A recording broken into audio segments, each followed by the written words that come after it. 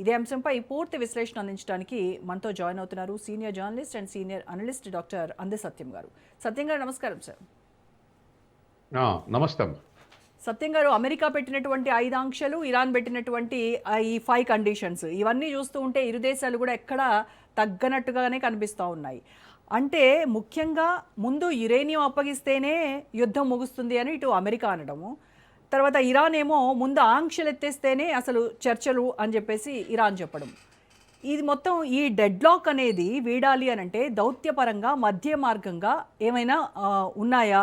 అసలు ఇరుపక్షాలు ఒక అండర్స్టాండింగ్కి వచ్చి ఒక అగ్రిమెంట్కి వచ్చేటువంటి అవకాశం అసలు ఉందా లేదా?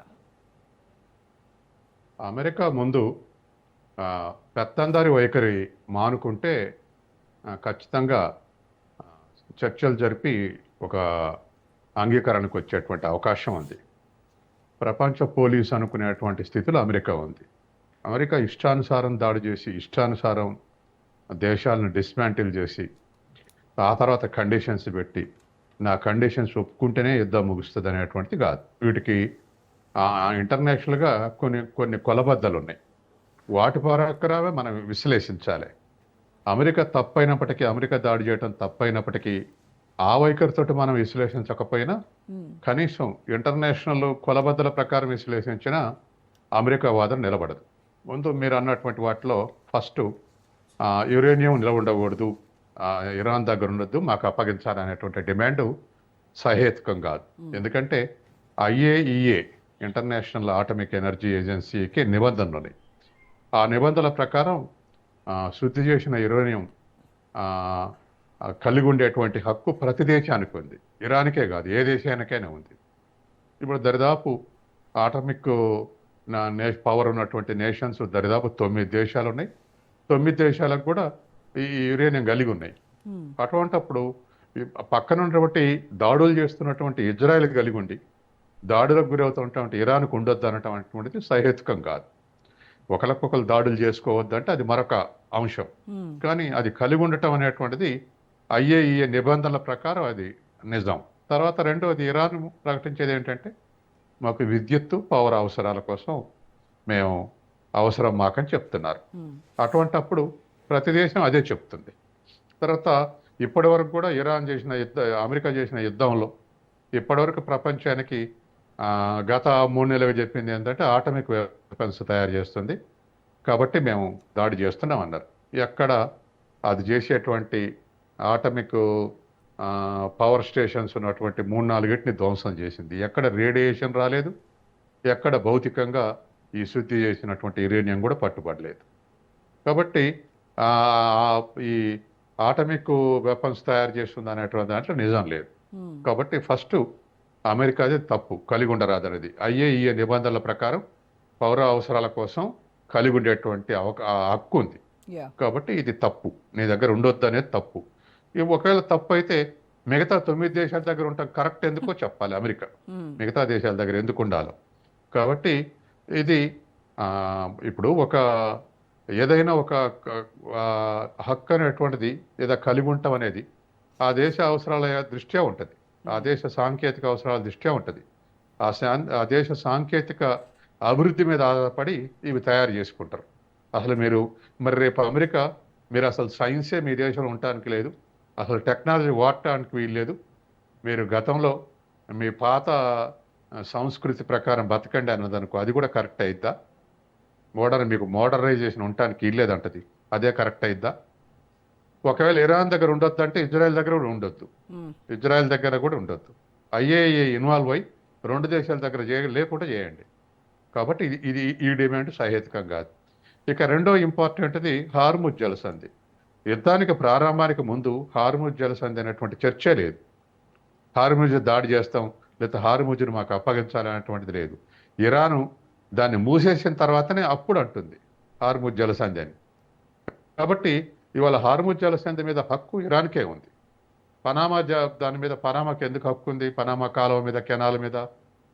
అట్లాగే ప్రతి దేశానికి భౌగోళికంగా ఉన్నటువంటి అవసరాల రీత్యా దాని మీద హక్కు ఏర్పడుతుంది. కాబట్టి అటువంటిది మరి సూయజ్ కెనాల్ మీద హక్కులు వదులుకుంటాయా సౌదీ అరేబియా కానీ మిగతా దేశాలు అన్నీ కూడా, రెండో వైపున దేశాలు? కాబట్టి హార్ముజ్ జలసంధి అనేది భౌతికంగా భౌగోళికంగా ఒకవైపు మొత్తం ఆ, ఇరానే ఉంది. సహజంగానే దాని హక్కు దానికి యుద్ధానికి ముందు ఏ పరిస్థితి ఉందో అది పునరుద్ధరించాలి. యుద్ధానికి ముందు ఇరాన్కి సగం అంటే సగం ఇవ్వండి, లేదా ఇరాన్ ఆధ్వర్యంలో ఉందంటే ఇరాన్ ఆధ్వర్యంలో ఉంచండి. యుద్ధానికి ఉన్నటువంటి ముందున్నటువంటి స్థితిని పునరుద్ధరించాలి. కాబట్టి హార్ముజ్ జలసంధి నేనే మేనేజ్ చేస్తా, నా ఆధ్వర్యంలో నడవాలని అమెరికా అంటే అది రెండో తప్పు. తర్వాత మూడో తప్పు, జరిగిన విధ్వంసానికి మేము మేము దానికి చెల్లించేటువంటి పెనాల్టీ చెల్లించే క్వశ్చనే లేదన్నాడు. మరి రెండో ప్రపంచ యుద్ధంలో 1945లో జరిగినటువంటి యుద్ధంలో ఓడిపోయిన దేశాల నుంచి అమెరికా, ఇంగ్లాండ్ ఎందుకు పెనాల్టీ వేసి వసూలు చేసింది? ప్రపంచంలో ఉన్నటువంటి బంగారంలో ఆనాడు బంగారాన్ని బట్టి కరెన్సీని ముద్రించే విధానం ఉంది. ఏ ఏ దేశానికి దగ్గర ఎక్కువ బంగారం ఉంటే ఆ దేశం ఎక్కువ కరెన్సీ ముద్రించేది, తక్కువ బంగారం ఉంటే తక్కువ కరెన్సీ ముద్రించేది. మారకం రేటు కూడా రెండు దేశాల మధ్య బంగారం రేటుని బట్టి మారకం రేటు నిర్ణయించబడేది. అంటే ఉదాహరణకు 10 గ్రాముల బంగారం అమెరికాలో $50 అయితే భారతదేశాలు $400 అనుకోండి. $50 ఈజ్వల్ $400, $1 ఈజ్వల్ $8 అట్లా నిర్ణయించబడేది. 1945 తర్వాత ఎందుకు మరి ఆ బంగారం డిజపేర్ అయిందంటే వీళ్ళు వేసిన పెనాల్టీల వల్ల 75% బంగారం అమెరికా, ఇంగ్లాండ్ దగ్గరికి చేరింది. మరి అప్పుడు అమెరికా ఎందుకు వసూలు చేసింది? యుద్ధానికి కారణమైనటువంటి దేశాల నుంచి పెనాల్టీ ఎందుకు వసూలు చేసింది? అప్పుడు వసూలు చేయటం ఎందుకు రైటు, ఇప్పుడు వసూలు ఇవ్వకపోవటం ఎందుకు తప్పు? ఇది అమెరికా తేల్చాల్సి జవాబు చెప్పాల్సి ఉంటుంది. దరిదాపు మరి అమెరికా $30 బిలియన్ ఖర్చు అయితేనే దరిదాపు $35 బిలియన్ మధ్య ఖర్చు అయింది అంటున్నారు. మరి $35 బిలియన్ ఖర్చు అయితేనే అమెరికా అతలాకుతలమైంది. ఒక చిన్న దేశం, సావరిన్ కంట్రీ, దీని దాడుల వల్ల $250 బిలియన్ పోయిన ఆస్తుల అంచనా అని చెప్పేసి ఒక అంచనా ఇంటర్నేషనల్గా సర్క్యులేట్ అవుతుంది. ఇరాన్ కోల్పోయింది ఆస్తులు $250 బిలియన్ అని. మరి $35 బిలియన్ నీ పెద్ద ఆర్థిక వ్యవస్థ $31 ట్రిలియన్ ఆర్థిక వ్యవస్థ అటు ఇటు అవుతుంటే, small economy Iran, developing economy, మరి నీ దాడులకు $250 బిలియన్ ఆస్తులు నష్టం జరిగిందంటారు. మరి దానికి జవాబు చెప్పాల్సిన అవసరం ఉంది అమెరికా. ఎందుకు దాడి చేసింది, దాడి చేసిన లక్ష్యం ఏంది, మరి లక్ష్యం నెరవేరిందా? ఆయన మన ఖొమేనీని హత్య చేస్తే అయిపోద్ది అనుకున్నారు, సరెండర్ అయితే అనుకున్నారు. నిలబడి రెసిస్ట్ చేసినందుకు ఇన్నాళ్ళు యుద్ధం కొనసాగింది. కాబట్టి ఈ అంశాలన్నీ కూడా అమెరికా యొక్క పెత్తనం కరెక్ట్ కాదు. అమెరికానే కాదు, అదే పెత్తనం ఏ దేశం చేసినా మరొక దేశం మీద అది కరెక్ట్ కాదు. ఇవాళ ఉన్నటువంటి మోడర్న్ వరల్డ్లో చిన్న దేశం ఘనా లాంటి దేశాలకు కూడా సావరింటి ఉంది. సావరింటిని వైలేట్ చేయడానికి వీల్లేదు. నేపాల్ లాంటి దేశాలకు కూడా సావరింటి ఉంది. అటువంటి దేశాలన్నిటికీ సావరింటిని ప్రొటెక్ట్ చేయాలంటే యుఎన్ఓ లాస్ ప్రకారమే చేస్తున్నారు తప్ప ఇదేదో భిక్ష కాదు.